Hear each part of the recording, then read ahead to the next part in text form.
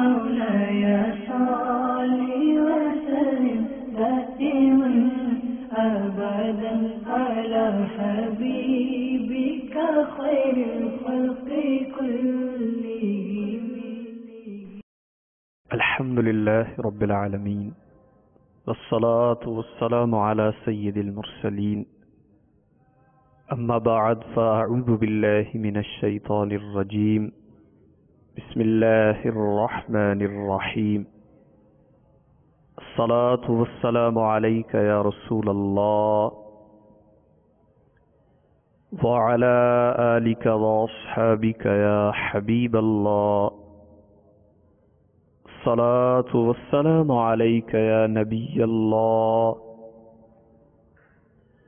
وعلى آلك وأصحابك يا نور الله. شیخ شریعت و طریقت آفتاب قادریت ماہتاب رضویت امیر اہل سنت بانی دعوت اسلامی حضرت علامہ الحاج ابو بلال مولانا محمد الیاس الطار قادری رضوی دامت برکاتہم العالیہ دعوت اسلامی کے اشاعاتی ادارے مکتبۃ المدینہ کی مطبوعہ 616 صفحات پر مشتمل کتاب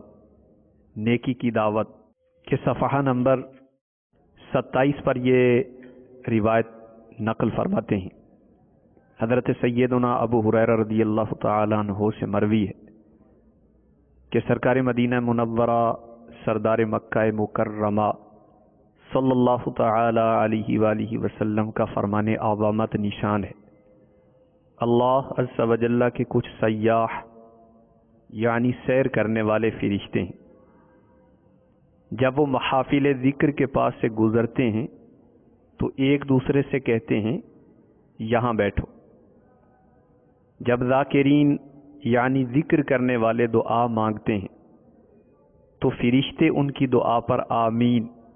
یعنی ایسا ہی ہو کہتے ہیں. جب وہ نبی پر درود بھیجتے ہیں تو وہ فرشتے بھی ان کے ساتھ مل کر درود بھیجتے ہیں حتیٰ کہ وہ منتشر یعنی ادھر ادھر ہو جاتے ہیں. پھر فرشتے ایک دوسرے کو کہتے ہیں کہ ان خوش نصیبوں کے لیے خوشخبری ہے کہ وہ مغفرت کے ساتھ واپس جا رہے ہیں. سبحان اللہ. ذکر و درود کی محفلوں کی بھی کیا بات ہے. یاد رہے سنت و بھرے اجتماعات، درس کے مدنی حلقے اور اجتماع ذکر و نعت وغیرہ بھی ذکر ہی کی محفلیں. کس قدر خوش نصیب ہیں وہ مسلمان جو اچھی اچھی نیتوں کے ساتھ اس طرح کے رحمتوں بھرے اجتماعات میں دل لگا کر شرکت فرماتے ہیں اور پھر اللہ عز و جل کی رحمت سے مغفرت یافتہ اٹھتے ہیں. صلو علی الحبیب صلی اللہ تعالی علی محمد. میٹھے میٹھے اسلامی بھائی اور مدنی چینل کے ناظرین، الحمدللہ عز و جل مدنی چینل کے سلسلے فیضان قصیدہ بردہ شریف میں حاضر ہیں. آج کے اس سلسلے میں انشاءاللہ عز و جل قصیدہ بردہ شریف کی فصل خامس یعنی 5ویں فصل جو کہ رحمت دو عالم نور مجسم شاہ بنی آدم صلی اللہ تعالی علیہ وسلم کے معجزات کے بیان میں ہے. بعض کتب میں اس شعر کو معجزات والی فصل کا پہلا شعر ذکر کیا گیا ہے اور بعض کتب میں یہ شعر معجزات سے پہلے والی فصل کا آخری شعر تحریر کیا گیا ہے. اس بابرکت شعر میں صاحب قصیدہ فرماتے ہیں نبذا به بعد تسبیح ببطنهما نبذ المسبح من احشاء ملتقم. نبذ ان کا لفظی معنی ہوتا ہے الرمی من الید یعنی ہاتھ کے ساتھ کسی چیز کو پھینکنا، اور بعد تسبیح کا مطلب تسبیح کے بعد. बिबत्निहिमा, बतन से मुराद पोशीदा हिस्सा, और यहाँ मुराद है फी बतनी राहियतैन, यानी हाथों का अंदरूनी हिस्सा।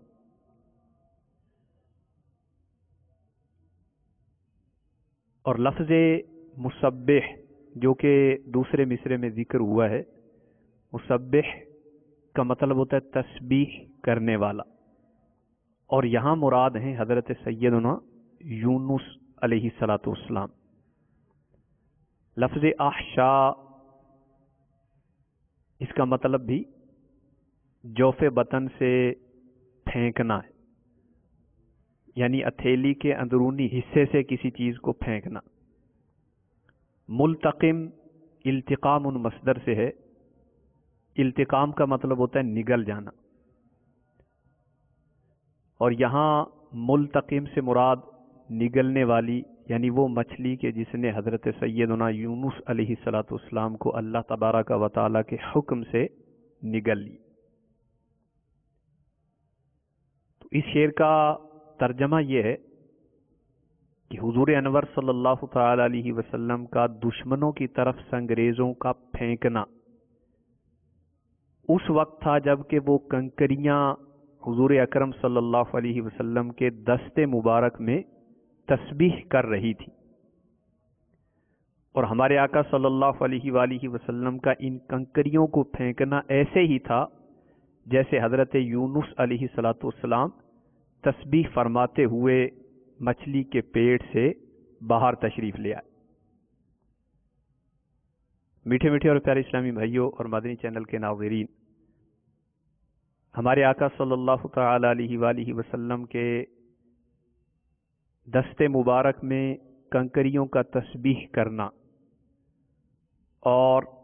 उन कंकरियों से कुफ़ारे बद अतवार के रुख का फिर जाना, ये हमारे आका सल्लल्लाहु तआला अलैहि वसल्लम के मोजेज़ात हैं। तो सरकार आली वक़ार सल्लल्लाहु तआला अलैहि वसल्लम के इस मोजेज़े को इस शेर में हज़रत यूनुस अलैहिस्सलाम के मोजेज़े के साथ तशबीह दी गई कि जैसे हज़रत यूनुस अलैहिस्सलाम तस्बीह फरमाते हुए मछली के पेट से बाहर तशरीफ़ लाए, तो इसी तरह सरकार दो आलम सल्लल्लाहु तआला अलैहि वसल्लम के दस्ते मुबारक से उन कंकरियों का निकलना जबकि वो भी तस्बीह बयान कर रही थी, ये हमारे आका सल्लल्लाहु तआला अलैहि वसल्लम का मोजेज़ा है। मीठे मीठे और प्यारे इस्लामी भाइयों और मदनी चैनल के नाज़रीन, इस कसीदा बुर्दा शरीफ के शेर में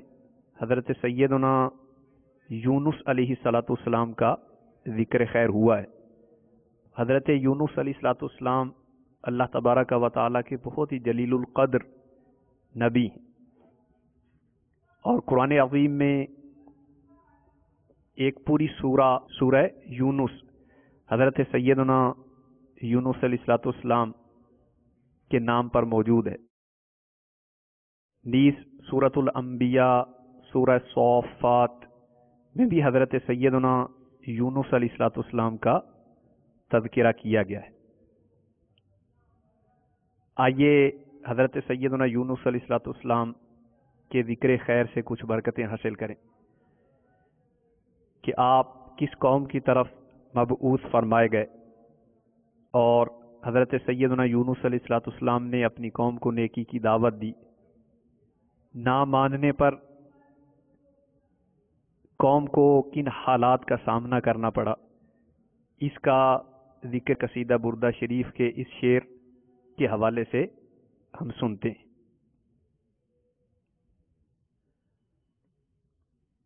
सूरतुल अंबिया पारा 17 में हज़रत सैयदना यूनुस अलैहिस्सलाम का ज़िक्र मुबारक किया गया है।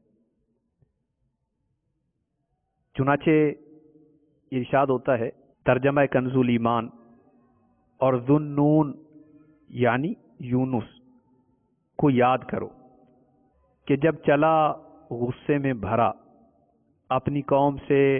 जिसने इनकी दावत ना कबूल की थी। तो تو کنز الایمان شریف سے ترجمہ اور خزانہ العرفان شریف سے اس کے تفسیری مضامین یہ ذکر کیے جا رہے. جب چلا غصے میں بھرا اپنی قوم سے جس نے ان کی دعوت کو قبول نہیں کیا تھا اور نصیحت نہیں مانی تھی اور کفر پر قائم رہی تھی، آپ نے گمان کیا کہ یہ ہجرت آپ کے لیے جائز ہے، کیونکہ اس کا سبب صرف کفر اور اہل کفر کے ساتھ بغض اور اللہ کے لیے غضب کرنا ہے. لیکن آپ نے اس ہجرت میں حکم الہی کا انتظار نہ فرمایا، تو گمان کیا کہ ہم اس پر تنگی نہ کریں گے، تو اللہ تعالی نے انہیں مچھلی کے پیٹ میں ڈالا تو اندھیریوں میں پکارا. فنادا فی الظلمات، حضرت یونس علیہ السلام کے بارے میں فرمایا گیا کہ وہ اندھیریوں میں پکارے. اندھیریوں سے کئی قسم کی اندھیریاں مراد ہیں، دریا کی اندھیری، رات کی اندھیری، مچھلی کے پیٹ کی اندھیری. ان اندھیریوں میں حضرت یونس علیہ السلام نے اپنے پروردگار سے اس طرح دعا کی کہ اللہ الہ الا انت سبحانک انی کنت من الظالمین. کوئی معبود نہیں سوا تیرے، پاکی ہے تجھ کو، بے شک مجھ سے بے جا ہوا کہ میں اپنی قوم سے تیرا حکم آنے سے پہلے ہی جدا ہو گیا. حدیث پاک میں ہے کہ جو کوئی مصیبت زدہ بارگاہ الہی میں ان کلمات سے دعا کرے تو اللہ تبارک و تعالی اس کی دعا قبول فرماتا ہے. تو جو بھی مصیبت زدہ ہو وہ ان کلمات کے ساتھ دعا کرے، لا الہ الا انت سبحانک انی کنت من الظالمین، تو اللہ تبارک و تعالی اس کی دعا قبول فرماتا ہے. تو ہم نے اس کی پکار سن لی اور اسے غم سے نجات بخشی، اور ایسی ہی نجات دیں گے مسلمانوں کو. میرے میٹھے میٹھے اور پیارے اسلامی بھائی اور مدنی چینل کے ناظرین، حضرت یونس علیہ السلام کی قوم کا قصہ یہ سورہ یونس میں ذکر کیا گیا ہے. چنانچہ دعوت اسلامی کے اشاعتی ادارے مکتبۃ المدینہ کی مطبوعہ قرآن عظیم کے ترجمہ پاک کنز الایمان مع خزائن العرفان کے صفحہ نمبر 412 اور 413 پر حضرت سیدنا یونس علیہ السلام کی قوم کا قصہ مذکور ہے. چنانچہ صدر الافاضل خلیفہ اعلی حضرت مولانا سید محمد نعیم الدین مراد آبادی علیہ رحمت اللہ الہادی آپ تحریر فرماتے ہیں کہ قوم یونس کا واقعہ یہ ہے کہ نینوا علاقہ موصل میں یہ لوگ رہتے تھے. موجودہ عراق کا شہر موصل، اس کے قریب نینوا کے علاقے میں یہ قوم رہتی تھی، اور یہ لوگ کفر و شرک میں مبتلا تھے. تو اللہ تبارک و تعالی نے حضرت یونس علیہ السلام کو ان کی طرف بھیجا. آپ نے بت پرستی چھوڑنے اور ایمان لانے کا ان کو حکم دیا. ان لوگوں نے انکار کیا، حضرت یونس علیہ السلام کی تکذیب کی. آپ نے انہیں بحکم الہی نزول عذاب کی خبر دی. ان لوگوں نے آپس میں کہا کہ حضرت یونس علیہ السلام نے کبھی کوئی بات غلط نہیں کہی. دیکھو اگر وہ رات کو یہاں رہے جب تو کوئی اندیشہ نہیں، اور اگر انہوں نے رات یہاں نہ گزاری تو سمجھ لینا کہ عذاب آئے گا. شب میں یعنی رات کے وقت حضرت سیدنا یونس علیہ السلام وہاں سے تشریف لے گئے تو صبح کو آثار عذاب نمودار ہوئے. آسمان پر سیاہ ہیبت ناک ابر آیا اور کثیر دھواں جمع ہوا. تمام شہر پر وہ دھواں چھا گیا. یہ دیکھ کر اس قوم کو یقین ہو گیا کہ عذاب آنے والا ہے. تو انہوں نے حضرت یونس علیہ السلام کی جستجو کی، یعنی آپ کو ڈھونڈا اور آپ کو نہ پایا. اب انہیں اور زیادہ اندیشہ ہوا تو وہ اپنی عورتوں اور بچوں اور جانوروں کو ساتھ لے کر جنگل کی طرف نکل گئے، موٹے کپڑے پہنے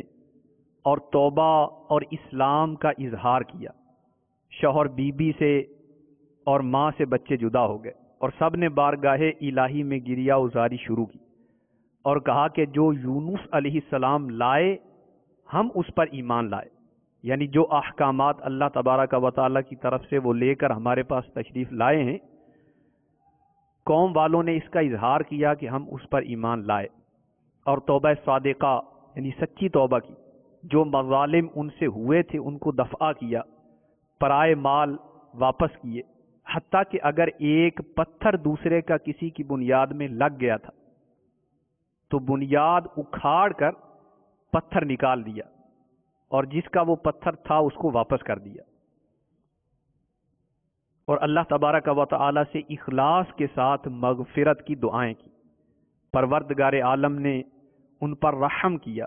دعا قبول فرمائی اور عذاب اٹھا دیا گیا۔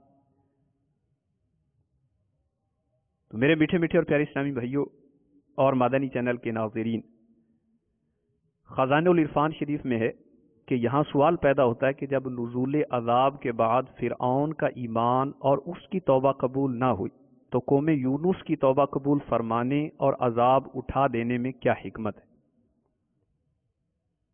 تو جواباً فرمایا گیا کہ علماء نے اس کے کئی جواب دیے۔ ایک تو یہ کہ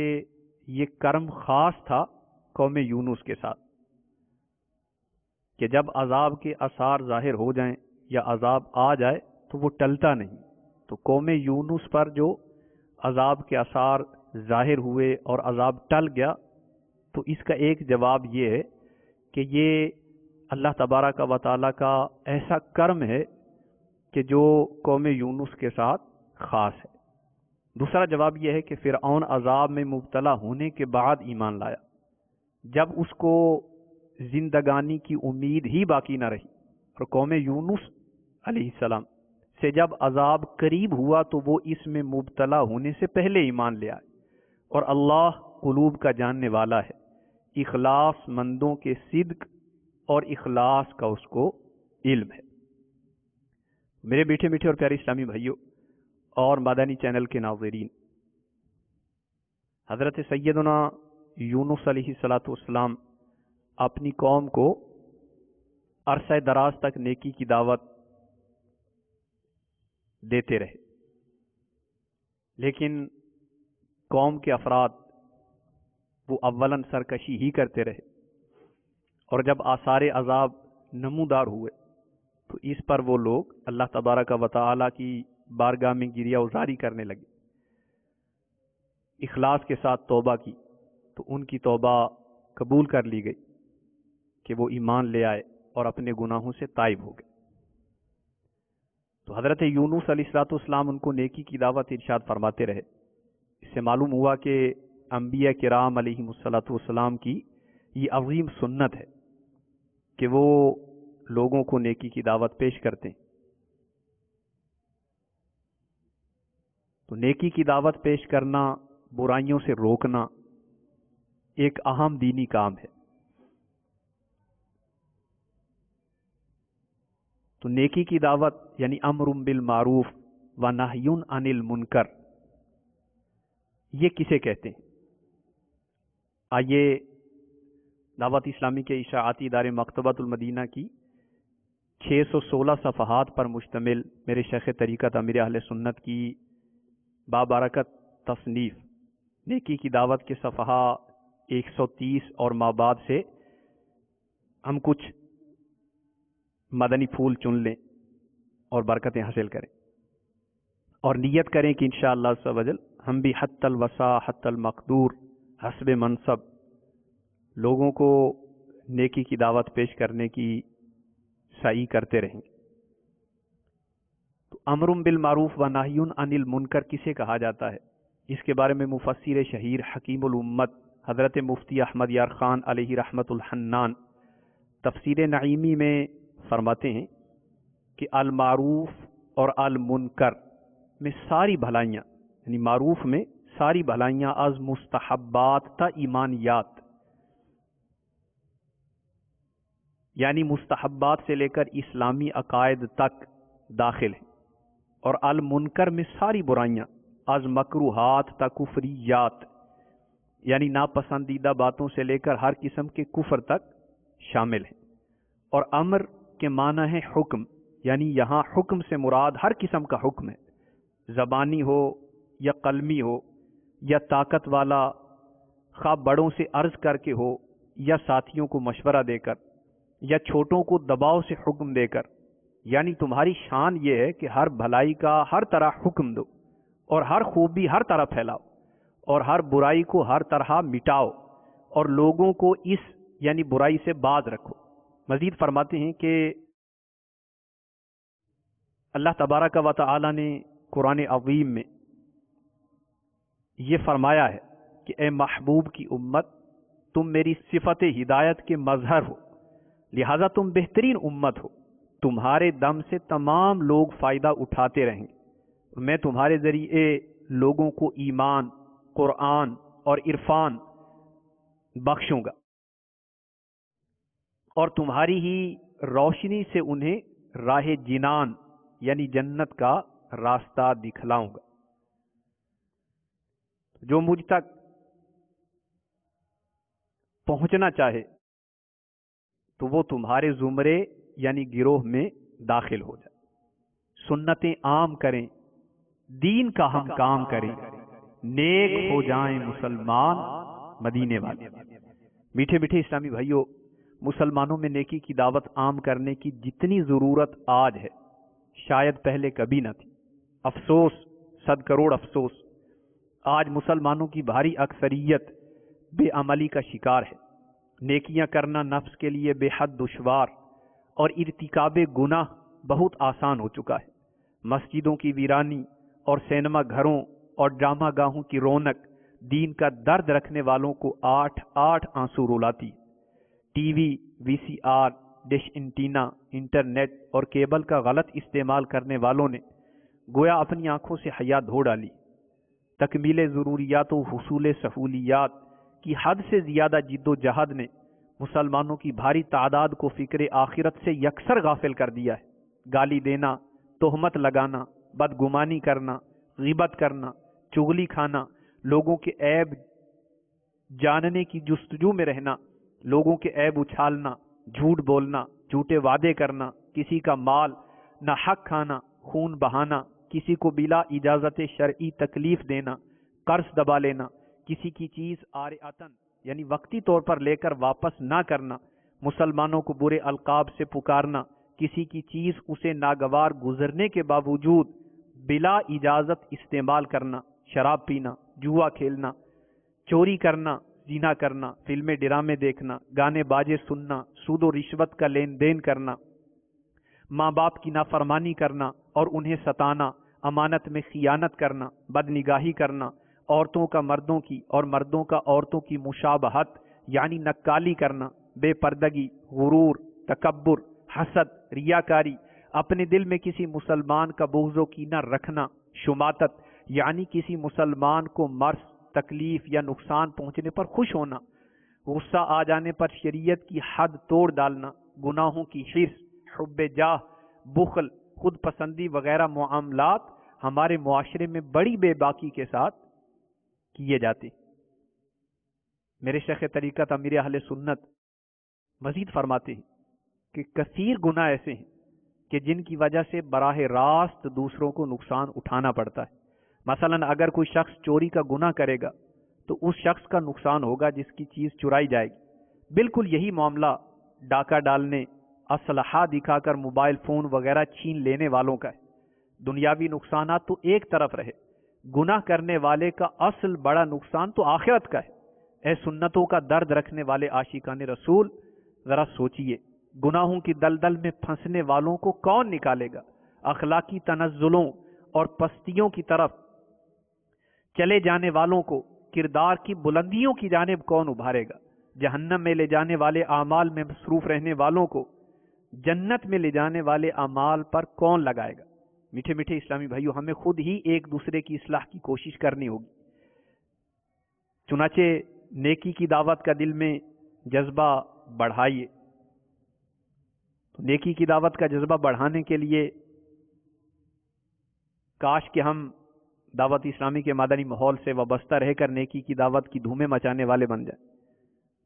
تبلیغ قرآن و سنت کی عالمگیر غیر سیاسی تحریک دعوت اسلامی کے عاشقان رسول کے سنتوں کی تربیت کے مدنی قافلے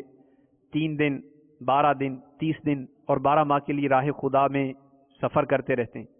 عاشقان رسول کا ایک مدنی قافلہ سنتوں کی تربیت کی غرض سے باب الاسلام سندھ کے ایک گاؤں میں پہنچا تو وہاں کی مسجد پر تالا پڑا تھا۔ لوگوں سے ترکیب بنا کر مسجد کا دروازہ کھولا تو مدنی قافلے کے مسافر یہ دیکھ کر غمگین ہو گئے کہ طویل عرصے سے صفائی نہ کیے جانے کے سبب مسجد کے در و دیوار گرد و غبار سے اٹے پڑے اور ہر طرف مکڑیوں کے جالے تنے ہوئے۔ مدنی قافلے والوں کی استفسار یعنی پوچھنے پر بتایا گیا کہ کافی عرصہ ہوا یہاں کے مسلمانوں نے نماز پڑھنا چھوڑ دی ہے، جس کی بنا پر امام صاحب بھی جا چکے ہیں،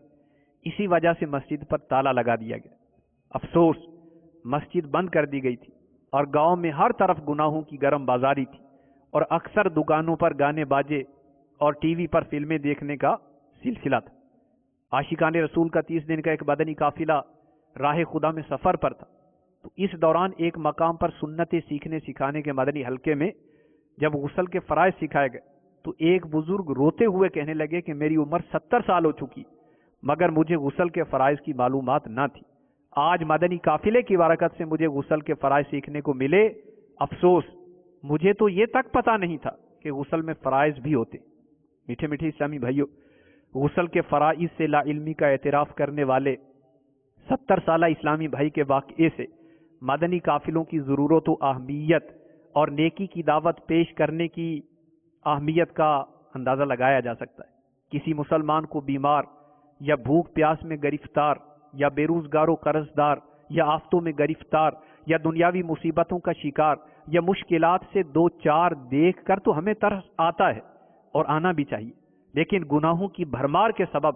آخرت کو داؤ پر لگانے والے اور اپنے آپ کو قبر و جہنم کے عذاب کا حقدار بنانے والے مسلمانوں پر بالکل ہی ترس نہیں آتا۔ یہ قابل افسوس ہے۔ گویا